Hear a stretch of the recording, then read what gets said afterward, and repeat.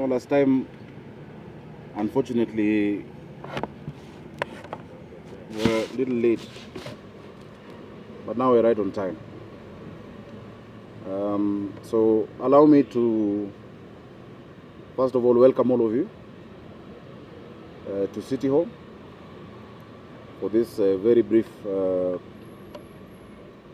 press statement, after which I can take one or two questions from all of you. So welcome, and you've come in good numbers.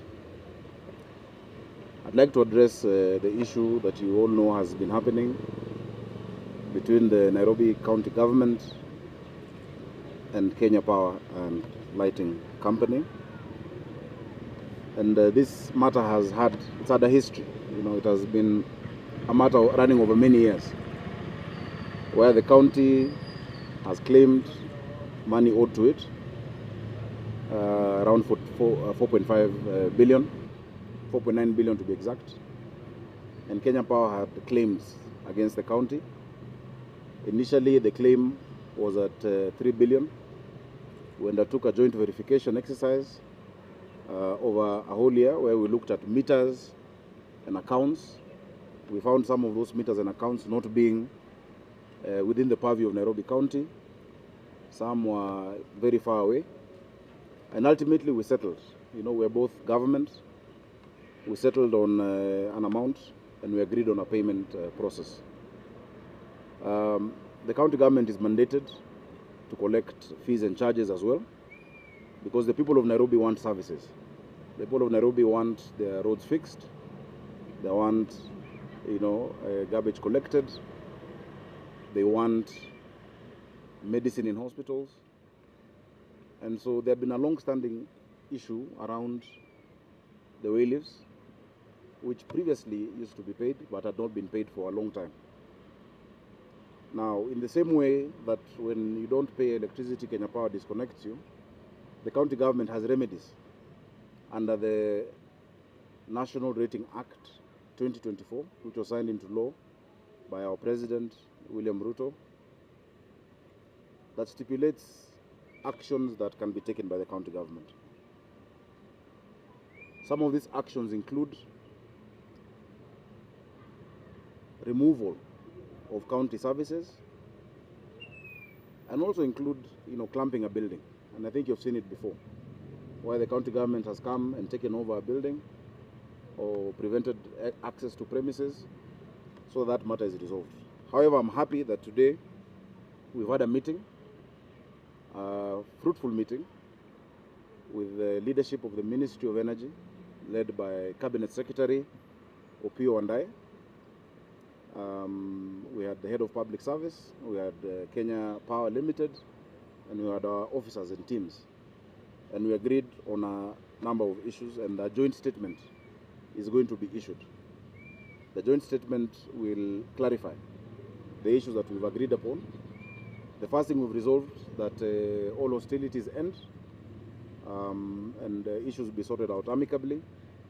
We have now given instructions to restore water supply to their premises, and to remove the trucks that had been blocking access. It was, of course, unfortunate that one of the trucks tipped garbage. That was not the intention, and that is why in less than 30 minutes all that garbage was collected. That is not how Nairobi County operates, and our own action will be dealt with internally. Further to that, we agreed that those commercial disputes, you know, us saying you owe us this, them saying you owe us this, are going to be resolved between myself and the Cabinet Secretary for Energy and Petroleum, Opiyo Wandayi. And if need be, the Intergovernmental Technical Relations Committee will also come, you know, to resolve that. We also agreed, because the law is clear on development control. All development control within a county is under the purview of the county government. Whether it is power lines, whether it is electricity transmission, that is under PLUPA, Physical Land Use Planning Act, 2019, as well as its schedules. In specific, the third schedule. And so the issue of whale leaves will be discussed. That one we shall agree together. Already, the summit, which is chaired by His Excellency the President and attended by all governors in the country, agreed that all government institutions must adhere to development control regulations. And now I'm very happy with many of them, especially Kenya, where before doing a road or before doing any development, they seek approval and concurrence with the county government. We have seen a proliferation of lines and fiber and cutting down of trees to create space for that activity, which is commercial. But we've resolved it amicably. So I think further to that, because we've resolved all those issues, and really, really, no one wishes for such a situation. We had meetings as recently as December and agreed this is how we'll be solving our issues. But when you just disconnect us at will, then we're also entitled to enforce. But an eye for an eye, we will lose our sight, and that is not the country that we want. But I'd also like to take this opportunity as a notice, because we're doing a lot of work in this city. We're building stadia, we're building schools, ECDs, we're building hospitals, we're feeding children, we're sorting out, you've seen the cleanup work that is happening. Everybody must pay their fair share of what is required in this county. And so this notice is to now, beyond that issue, to all ratepayers in Nairobi. The deadline for payment of rates is March of 2025. You can get your bills on www.nairobiservices.go.ke or dial *647#. I think it's good to remind all of us of our responsibility. The National Rating Act 2024 provides in section 19(2) that where a person who has been properly served with a demand notice defaults in paying rates or those charges from the county government may, one, levy a penalty at the prevailing central bank rate, deny certain county services, institute a suit against the defaulter, create a charge against the rateable property by notifying the registrar in charge of land, or apply any methods to recover rates as specified under this act or any other method as authorized by law. You can also appoint a receiver on the rateable property to recover rent from tenants. We've seen it before, some buildings here, I think very close to us, where the county for a while was able to recover the rents directly. Attachment of debts or auction of property, and usually that is the last resort. So that is our statement. Tumesema ya kwamba uhasama wote uishe, tumekaa chini, tumesikizana, tumekubaliana, na ilikuwa jambo ambalo hata ilikunipendeza mambo ya kumwaga takataka. Hiyo malori yalikuwa yazibe tu vile sheria inakubali. Na ndio maana kwa muda mchache sana waliweza kukokota hiyo taka. Lakini leo baada ya mkutano tumeondoa hata hizo magari, zimeondolewa, kumefunguliwa, maji inarudishwa, pamoja na huduma zote ambazo county inazingatia, kwa sababu tumekubaliana ni njia gani hizo deni ambazo tunawadai zitalipwa. Zile zetu tulikuwa tushakubaliana njia ya kuwalipa polepole, kwa sababu deni za zamani sana, lakini lazima ulipe kidogo ile ya zamani na pia ya sasa, ili yote iwe sambamba. Na sote tuko na jukumu la kuheshimiana, tuko na jukumu la kuangaliana wote kama mandugu. Si sote ni serikali. Mambo kama haya kweli haifai kufikia wananchi, na kwa hiyo tunasikitika, lakini hapo ndio tumefika na tunatumai tuendelea vizuri pamoja. So asanteni sana, thank you very much. I shall take 2 questions. And from a gentleman. kulikuwa na mashabiki. Any questions?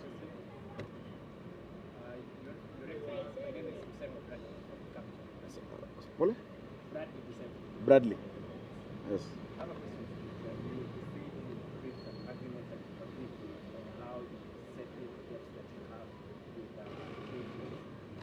Both ways. Yes. Would you mind if you give us maybe insights of the agreement that had following the Well, as I've said, there'll be a joint statement, but we've set up, we've agreed, myself and the Minister for Energy, we look at what we're claiming and what they're claiming. Of course, what they're claiming, we had already agreed on, procedural payments. Last Friday we did 100 million, we had done 30 before. And so every month we agreed we do 60 of the debt and 40. And remember, it's a long-standing debt from the days of the city council, But the first thing was for them to recognize their debt, which they have said that session between myself and the minister should be able to unlock. Because ordinarily you will say, I am asking them for 4.9 billion. They're asking me for 1.5. Si wakate tu, alafu wanipatie change, But it doesn't work that way, unfortunately, in government. Courts are the last resort. What happened is the last resort, and it's truly regrettable. But it is, it can't unhappen, and we're here now. And so, and we're happy, that the head of public service has emphatically said that all ministries, because there are many with bills, there are many who don't pay for their rates, there are many who may not have been paying, different things. Everyone should take responsibility for what they owe the country. Hawa wananchi wanahitaji huduma. Wakiona shimo kwa barabara wanasema ni Sakaja, lakini watu walipi. Unajua si lazima ilipo. Unasema nitoe dimple kwa barabara, lakini siwezi ziba na Big G, nahitaji lami na nahitaji kuilipia na kununua. And so that is why I've spoken about the enforcement. And this year we're going to be very firm on enforcement of rates. Some people have been waiting not to pay, waiting for a waiver. There is no waiver this year. There is no waiver. There is no waiver. The deadline is March. We're going to do enforcement. And we're going to follow the provisions of the law. There was a second one, maybe the lady? Ramogi.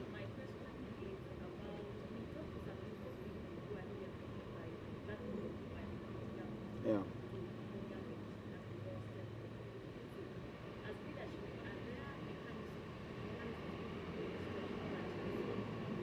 Yeah.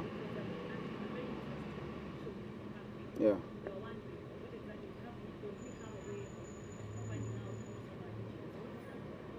And unfortunately, as the event may have been, sometimes there's that collateral when there's a rateable owner. The person who's a rateable owner of that property is Kenya Power. And so when you enforce against them, you might have a tenant, and it's really regrettable what they have to go through. We went and told them, look, we can come and sort the thing out together. We'll even plant and beautify the place, because we must also show the people that we're not enemies. We're not sisi maadui.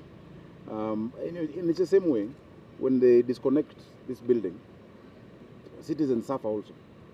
And you can't access services, you can't take a lift up, and so there's also damage to the people who are here. We have tenants, we have banks that are tenants at Annex, and so government should not deal in that way. I agree 100%.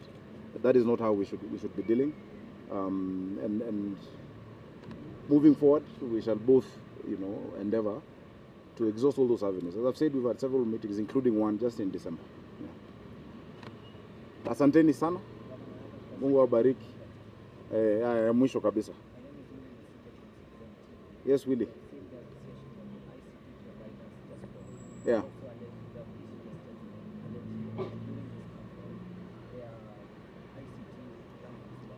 Yes. Yes. You see, and it's very good that you've asked that question about the ICT infrastructure. The law is clear that this ICT infrastructure on way leaves are supposed to be paid to the county. What happened is, at some point, Kenya Power offered them their backbone for them to put on top, and they pay Kenya Power, but they don't pay us. The same way if you have an advertisement on a billboard that is illegal, the billboard will go down. And sometimes the person who put the advertisement is not the guilty party. We've reached out, and of course, there is a core. We support the digital superhighway. We support it. We have an entire department sector on innovation and digital economy. We want that to be done, but we want things to be done properly. And I think this forum that we've now created between ourselves and the national government should be able to provide, a way forward. We've also spoken to the ISPs and the telcos yesterday. We're going to be meeting them to also tell them how they can be further compliant, because they want to just provide a service. And it's unfortunate, when you disconnect the internet, there are businesses, there's even schools that are connected to fiber and they don't get access. It's really unfortunate. It's nothing that we like to do, It is what it is. We have to get things done. Yeah. So asanteni sana. Mungu awabariki. Tungewakaribisha chai lakini after revenue. Asanteni and may God bless you. Thank you.